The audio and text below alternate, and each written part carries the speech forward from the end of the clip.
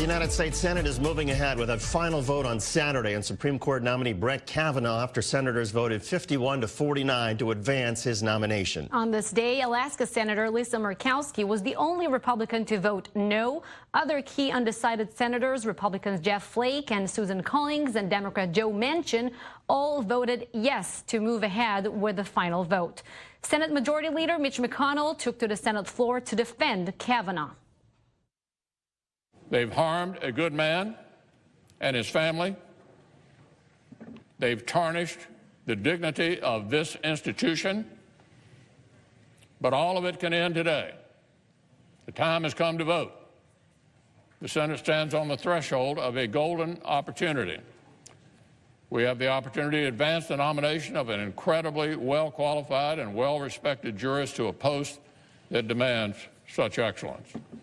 We have the opportunity to put Judge Brett Kavanaugh on the Supreme Court, where his distinguished service will make us and our nation proud for years to come. But we have the opportunity to do even more. Today we can send a message to the American people that some core principles remain unfettered by the partisan passions of this moment. Facts matter. Fairness matters. To discuss all this, let's bring in Christine Flowers, an attorney and columnist for the Philadelphia Inquirer, and Ibis Valdez, a sexual abuse survivor. And Christine, first to you, there are alleged sexual assaults every day where there are not witnesses, where it simply happens in an office or a room or a street, and it's her word versus his word. And so in evaluating this, whether somebody's up for a job interview or promotion, you have to make a decision about credibility. In this particular case, Christine, who do you believe was more credible, Dr. Christine Blasey Ford or Judge Kavanaugh? I think based on the surrounding circumstances, David, and the context and the fact that 36 years had passed since the alleged event and the fact that there had been no other accusations made during Judge Kavanaugh's 12 years on the district court bench, I think that in terms of credibility, objectively, Judge Kavanaugh was more credible. That's not to say that I believe that Dr. Ford was lying. I believe she subjectively believes 100% that Judge Kavanaugh was the one who assaulted her, and most likely she was assaulted.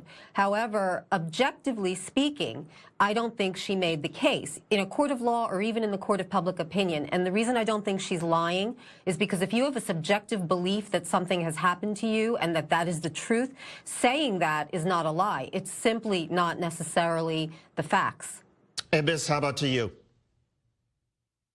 Yeah, so I think it's really important not to talk about this in terms of absolutes. In reality, I was not there. I cannot say whether it was Kavanaugh who assaulted her the night that she described in detail during her hearing. But that being said, we do need to consider the circumstances surrounding deciding to come out publicly with an allegation like this. First and foremost, well over 90%, if not 95%, of sexual assault allegations are truthful, and the remaining be it 8 to 5% that are considered false, the way that the information is collected by law enforcement is not necessarily regulated. Whether reports are considered false or not really vary precinct by precinct. If a police officer decides by his own feelings that a report is false without properly identifying or investigating, it could easily be labeled false, and that's how it's recognized in the system. So we do need to consider the foundation of how this kind of information is even collected and categorized. That being said, I do believe that it required a lot of courage for Dr. Blasey Ford to confront not just Congress, but the entire world with her testimony. She was very adamant about speaking her truth and the events of the night as she remembers it. She was as compliant as possible with the different kinds of questions and the rather disorganized way that the senators were shooting questions left and right. And I am quite sympathetic in the sense that she really gains nothing by coming out publicly. She has risked her personal safety, the welfare of her family, in order to come out with something that she believes should be factored into the decision. So while I don't know what's in her heart, I do believe that she was very brave in coming forward.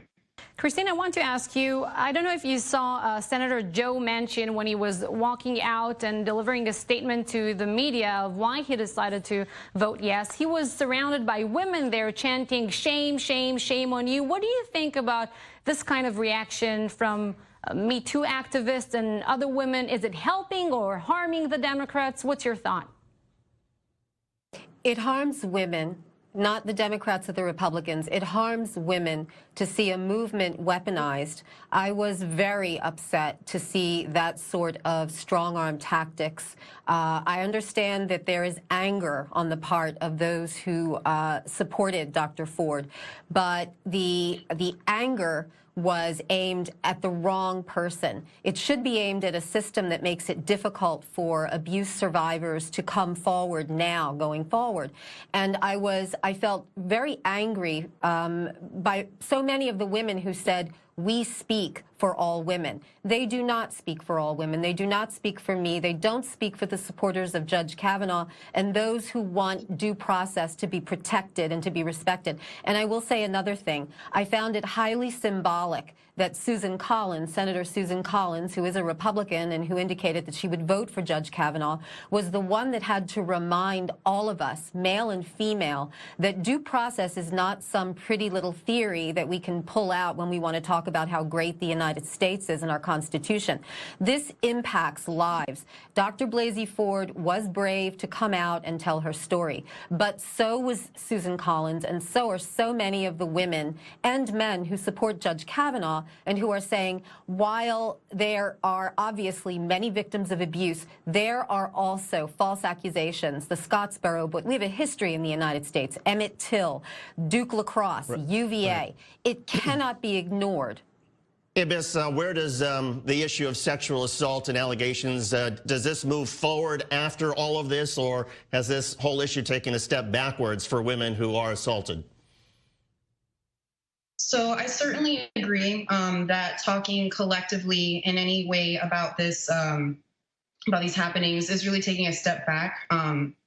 It's very unfortunate that the hearings are missing bigger questions about how prevalent sexual harassment is in our culture, what keeps women back from coming forward about their stories. And ultimately, I think both parties, Democrats and Republicans alike, are weaponizing sexual assault in order to pursue political gains and to get back at each other. And so for people like myself, both as an activist and as a survivor, it's just the news cycle has been very triggering and really with no bigger purpose other than serving political gain one way or the other. You see Democrats that are grandstanding and exploiting her just to start prepping for their the 2020 election.